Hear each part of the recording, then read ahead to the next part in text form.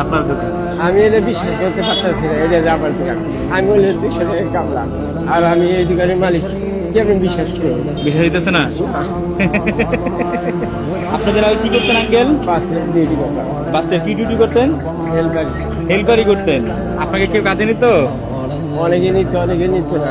অনেকে নিত না, কি কারণে নিত না? আমার কি অসুস্থর কারণে, হ্যাঁ, আমি কাঁপি কারণে। আপনি কাঁপেন এই কারণে সবাই আপনাকে অবহেলা করতো? হ্যাঁ। হ্যাঁ, দেখেন আমরা মানুষ হয়ে মানুষকে অবহেলা করি, বাট আল্লাহ পাক কখনো তার সৃষ্টিকে অবহেলা করে না। এর বাস্তব উদাহরণ, এই মানুষটি এখন শারীরিকভাবে এক কথায় অক্ষম, তারপরও মানুষের নিকট হাত না পেতে, ভিক্ষা না করে, কাজের সন্ধানে বাসের হেল্পারি করতো, বাস স্টেশনে ঘুরে বেড়াতো, অন্তত 200 টাকা হলেও ওনাকে যেন দেয়, আমি বাস হেল্পারি করবো। এই জন্য কথাটি বললাম যে আমরা মানুষ হয়ে মানুষকে, ওনাকে কেউ অবশ্যই কাজে নিত না। হঠাৎ যদি কারোর মায়া লাগতো, মায়ায় পড়ে 200 থেকে 300 টাকা ওনাকে দিয়ে সারাদিন কাজ করাতো। এই কারণে কথাটি বলা যে আমরা মানুষ হয়ে মানুষ